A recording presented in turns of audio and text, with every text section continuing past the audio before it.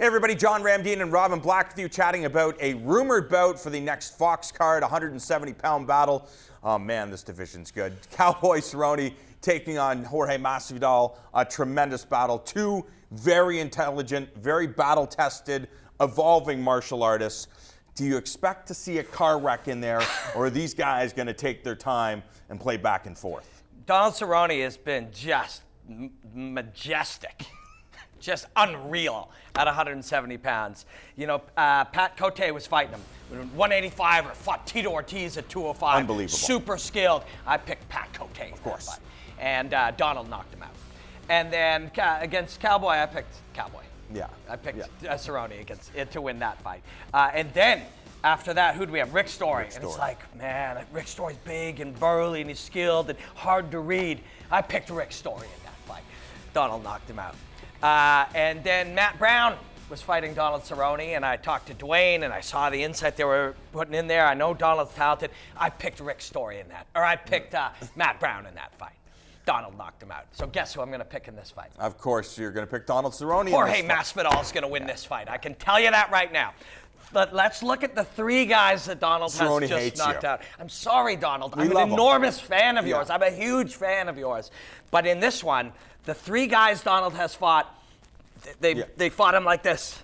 They fought him, they met in the middle, and it was strength versus strength, power versus power, aggression versus aggression. And Jorge Masvidal, don't do that, baby. He don't do that. He's going to invite you in. Come on in.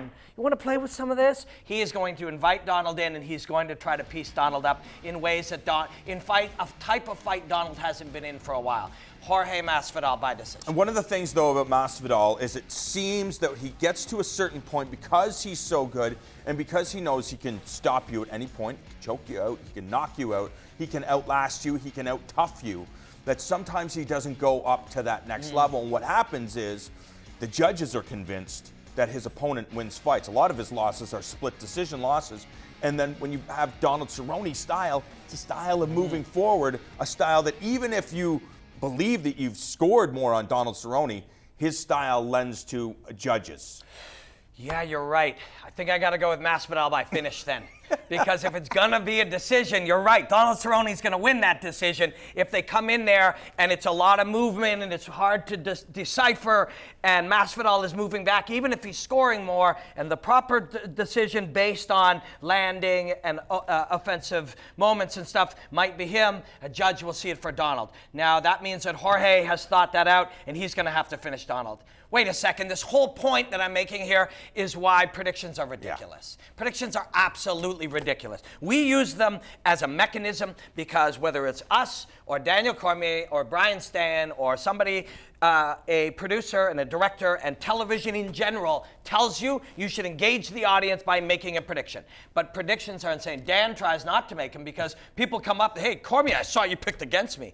He's just doing what he's told. He's told to pick something. Fighting is so incredibly unpredictable. It is nearly impossible to predict. But this one thing I can predict is this fight will be amazing because at the level these two guys are at, one small mistake or the ability to make your opponent make a mistake, which is the ideal, and this thing's done. But at the same time, the opposite can be said when you look at the fact these guys very rarely make mistakes because of their experience.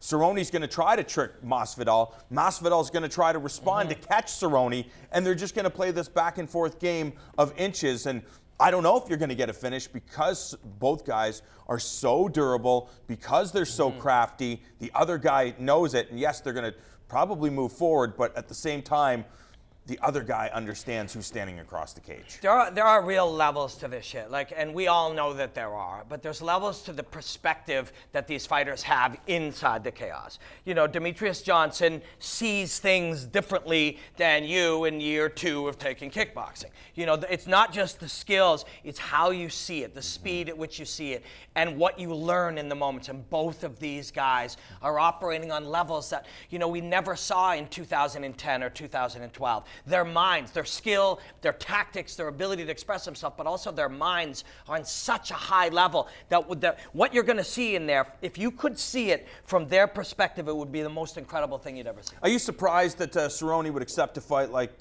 Masvidal when you look at Donald Cerrone and his place at not just 170 pounds, but in the landscape of the UFC, I would say he's one of their top 10 biggest stars. Is he a draw on pay-per-view? Well, we're not really sure because he's always used in this capacity. Put this guy on network television, he is going to thrill the audience. He drinks Budweiser, wears a cowboy hat, and kicks Matt Brown in the head, and people go to sleep. So it really feels that Donald Cerrone, if he wanted a chance against Tyron Woodley, against Conor McGregor, or some of the biggest names, he would have that opportunity because of who he is. Instead, he accepts this fight with a guy that not everybody knows. Only the hardcore fans understand how good Masvidal actually is. And Donald Cerrone don't give a shit, man. Like, he doesn't care. And the controllable mindset, you cannot control what your boss is going to do, and you can't control what they're going to buy, and you can't control, who's going to accept a fight. You can control being in your best shape possible and having the best performance and beating other guys. But he has options. When the UFC comes to him with a name, he has the option to say yes or no. I'm always very interested. So I talked to Donald, but I took way more time speaking to his coach, because when we're at the shows, that's sort of where I'm going. Yeah. And I'm spending more time looking at the beauty and the incredible skill he has than what he says. But every now and again, I will be listening in on what all the guys in the scrum are doing. And I heard Masvidal's name come up over there, and I was kind of like, what's going on? He's like, I don't know why that guy's always saying that I'm always shocked to see these guys get drawn into this. Donald Cerrone is one of the great combat athletes in the world, and he cares what some guy said on Twitter or how this guy said he didn't want to do this, but he'll show him. Like, I'm always blown away. Grown men, elite athletes, best of the best, highest level martial artists, progressing and still affected by the But is it just words. selling a fight? It could be. It could be. He's also brilliant, right? Yeah. Donald Cerrone is a genius. He understands that maybe you're right. Maybe he's like, I could care less. I'm going to show up and fight a guy. They're going to give me $100,000 or $200,000. I'm going to get better. I'm going to keep going. I'm going to buy a motorcycle. Whatever I'm going to do. And you're hooking up a guy that has been through the grind, that may not have the opportunities to have some of the biggest fights. Like, you know what? That guy deserves Exactly. And how do you get that? The audience cares about all this nonsense. The audience cares about he said this and they said that. I can't believe he said that about him. If they care about that, give them that. And I'll tell you one thing. Picking a fighter to win or a fighter to lose, it's just a game. But when you see a fight of this nature, of this caliber, of two greats like this is how we felt going into Cub Swanson versus Doo Ho Choi. You would have to imagine if Donald Cerrone manages to stop Masvidal, he would be a part of that title conversation. Same goes for Masvidal. At 170 pounds, I agree.